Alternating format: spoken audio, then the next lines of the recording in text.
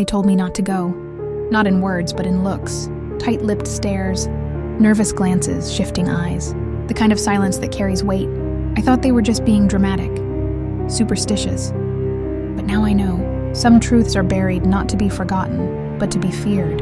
I arrived at Hollow Creek just past dusk. The sky was already losing its color, melting into a grayish-blue haze. I remember the house immediately.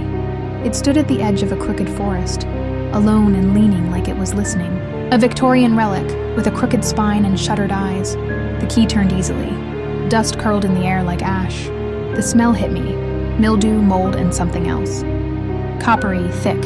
The floorboards creaked as if protesting my arrival. I found the journal in the study, tucked behind a false panel in the wall. Leather-bound, brittle, soaked in age, it belonged to someone named Elias Marrow, March 3rd, 1894. The whispers came again tonight. They speak in tongues older than time. I fear what I have awakened. The first night I heard them too. Just as I was drifting off, a low murmur, a voice, no voices, crawling across the walls. They didn't speak my name, but they knew I was listening. I chalked it up to the wind, or rats, or the wine, anything but the truth. But the next day, the mirror in the hallway had cracked from the inside, the same crack that formed a rough shape, a sigil, one I'd later find etched on every page of the journal. March 10th, I have sealed the room beneath the stairs. It breathes, it lives. I must never open it. There was no door under the stairs. Not at first, but that night, I heard something shifting there, something that scraped against the walls, slow and deliberate. When I checked again, a sliver of wood had lifted, revealing a gap. A draft spilled out, cold and reeking of rot. I tried to leave.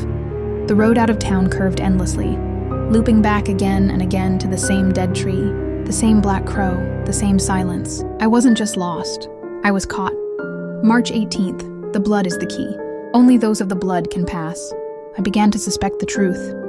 I traced my lineage. My mother's side, Marrow, I was kin. The house didn't want me to leave, because I belonged to it. The deeper I read, the more I saw them. Figures in the corners, pale and grinning, always watching. Their mouths moved, but no sound came out. Only when I closed my eyes did I hear the words. Always the same. Open the door. I gave in. I pried open the crawl space. Inside was a staircase, descending into blackness thicker than night. The journal trembled in my hand as I turned the pages. March 24th, I have joined them. The hunger is mine now. I see the world beneath the veil.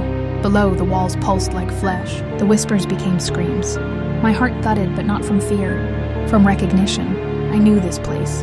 In some terrible way, it knew me back. There, at the center of the cellar, stood Elias Marrow, or what was left of him. His eyes were hollow, but he smiled like a man reunited with family. "Welcome, Homer," he said. They called it the binding, a ritual soaked in blood and shadow. My hands moved on their own. I chanted the words. I drew the sigils. And the house, it breathed again. Reality unraveled. Time dissolved. I saw them all. Those who came before me, swallowed by the house, each bound by legacy, by sacrifice. My voice joined theirs. My flesh warped. I was becoming. You think I died? I didn't. I transformed. The house no longer whispers. It sings, and I sing with it. Through the walls, through the wood, through every crack and corner. So when you hear voices in the night, when you feel eyes watching, when the air grows cold and the shadows stretch too long, remember me, remember this story, because the house is still out there, waiting, and it remembers you.